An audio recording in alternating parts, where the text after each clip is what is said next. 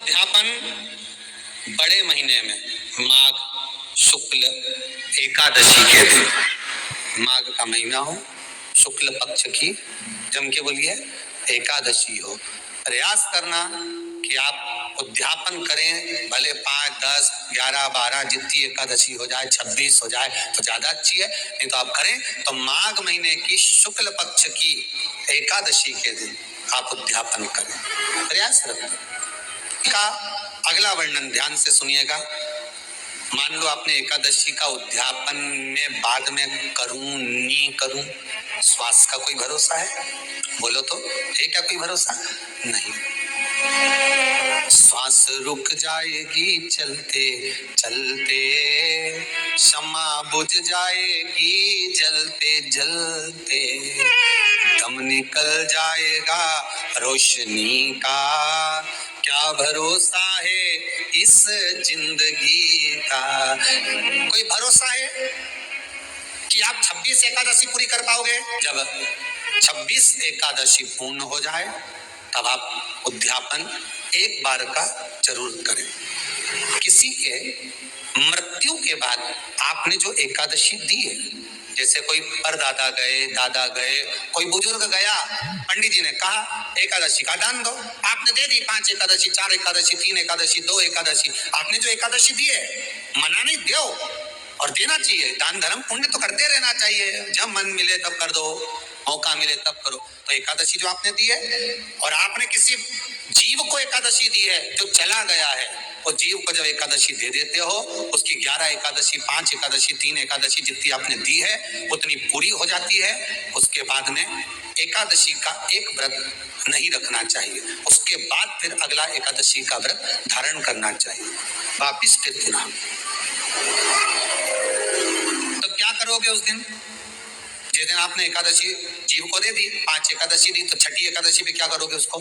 ये नहीं कि आपको अन्न खाना, आपको व्रत नहीं रखना, पर आपको अन्न का सेवन नहीं करना। उस दिन दूध की सामग्री, कोई फ्रूट्स, कोई फल आपको उस दिन ग्रहण कर लेना। पर आपको ये नहीं करना है कि हमने तो एकादशी करी नहीं है आज, तो हम अन्न खा लेंगे। नहीं, कथा में वर्णन आया था, कल कथा में कहा था, मुर को जब मारने का समय आया, पाप सामने आ गया, भगवान ने उस पाप को किसमें ले जाकर छोड़ा? पाप पुरुष को अन्न के भीतर। पाप पुरुष कहाँ गया? अन्न के भीतर। एकादशी के दिन एक दिन पाप पुरुष अन्न के भीतर रहता है। एकादशी का अगला वर्णन ध्यान से सुनिएगा। मान लो आपने एकादशी का उद्यापन में बाद में करूं नहीं करूं, श्वास का कोई भरोसा है? बोलो तो, है क्या कोई भरोसा? नहीं। कि आप 26 एकादशी पूरी कर पाओगे? नहीं, किसी ने देखा हो तो बात दूसरी।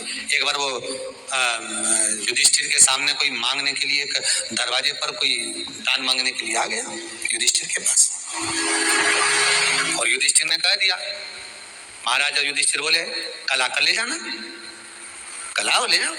भीम ने एक ढोल उठाया और बजाना प्रारंभ करा, और साफ बजाया कि सारे लोग इकट्ठे हो गए। सबने पूछा हुआ क्या भीम, कौन सी खुशी की बात है, बात क्या है? तो भीम बोले मेरे भैया ने काल को जीत लिया। काल को जीत लिया मतलब मेरे भैया बोले कि कल आ जाना, हम तुमको दान दे देंगे। मतलब मेरे भैया जानते हैं कि कल तक मरेंगे नहीं, प्राण नहीं छूटेगा, मतलब इन्हें काल को जीता। ये समझ वाली बात है। आप हो, हम हो, कोई भी संसार का मनुष्य काल को नहीं जीता। जन्म मरण परण तीन भगवान के हाथ में है। जन्म मरण परण तीन शिव के हाथ है, मेरे भगवान के हाथ में।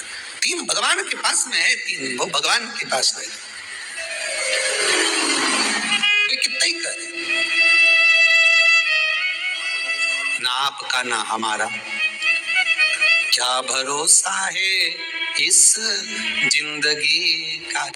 है कल नहीं, क्या भरोसा? तो फिर मान लो हमने 7 एकादशी का व्रत कर लिया और उद्यापन नहीं कर पाए, 26 का इंतजार कर रहे थे और उससे पहले निपट गए, तो फिर उद्यापन ऊपर करोगे? अरे बोलो तो सही।